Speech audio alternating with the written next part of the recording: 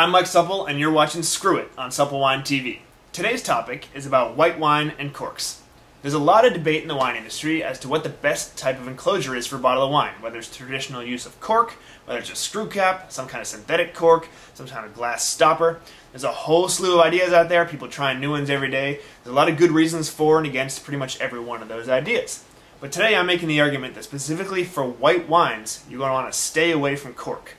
A lot of people make this argument, and most of the time when people do it, they're talking about cork because it's a natural product that can cause problems with your bottle of wine. Because it's natural, it can have sort of holes and other things in there, that little ones that you can't see, but that allow air into the wine, and that can spoil your wine. Wine and air are not friends. Another thing that corks are known for doing, they can have a compound on there that reacts with the wine. It's called TCA. It basically makes your wine smell and taste a lot like wet cardboard. That's kind of gross. It's what people are talking about when they say their wine is corked. They're referring to this TCA, and that does actually come from the cork.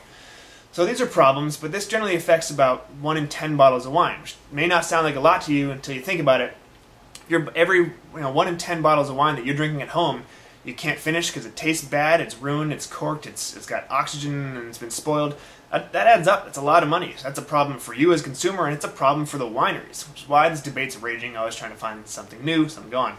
But I'm not making that argument. I'm making the argument today that corks are bad for white wine, and for a reason that affects 100% of wines that they touch. To illustrate my point, what I'm talking about, 7 days ago, I took 2 glasses of water. In one glass, I put a cork. I covered them both with saran wrap, so nothing could get out, nothing could get in, affecting these glasses. And I'm going to show you today what that cork did to this water. Let's take the saran wrap off here, bust into these, and let's go ahead and take a closer look at both glasses. Now, just starting with the appearance, go ahead and take the cork out. Just starting with appearance, it's pretty obvious against the white paper here that the cork had a drastic effect on the color of the water. Look at, the one that had the cork in it actually looks almost like a white wine. It's got so much color that leached out of that cork. Alright, step 1, affected the color. Let's move on. Next, take a smell of each glass. We'll start with the plain water, just to get a base. Doesn't really smell like anything, which I suppose is a good thing for my water. Yeah, it just smells like nothing at all, really. Next glass, this had the cork in it. See if this has any aromas. It has a lot of smell to it. It doesn't smell like a cork, but it does have a lot of smell that leached out. It smells a little bit earthy, a little bit nutty too, and just almost it smells a little bit sweet. Again, that was just water and cork. Clearly affected the aromas. Third thing, let's see. Go ahead and take a taste and see if it did anything there. Water. Water tastes like water. It's a good sign.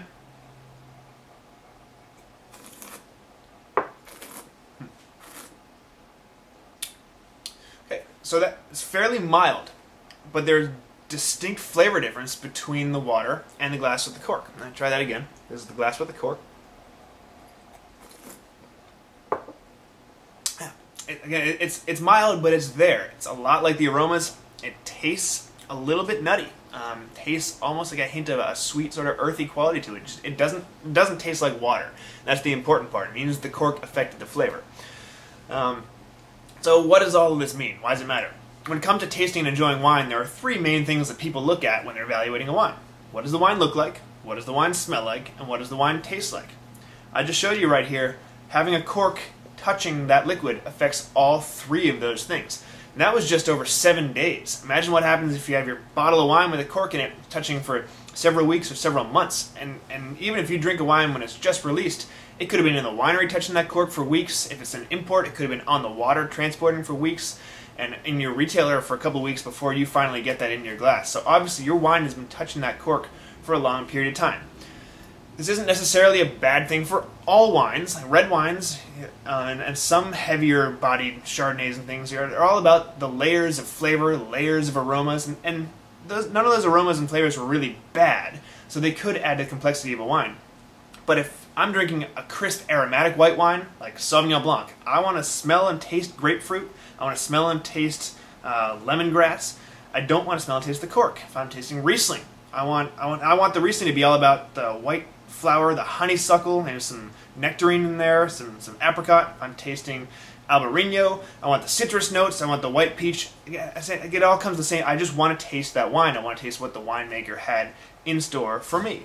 So when it comes to my fresh aromatic white wines, I'm going to stay away from the cork. And I'm probably going to go with screw cap every time, and I think you should too. It's important to remember, big wineries, good wineries, are using screw caps because they're recognizing this too, particularly coming out of Australia and New Zealand. They're expensive wines, they're good quality wines, they're inexpensive good quality wines. Don't be afraid. Stay away from the cork, go screw cap, and really enjoy your wine.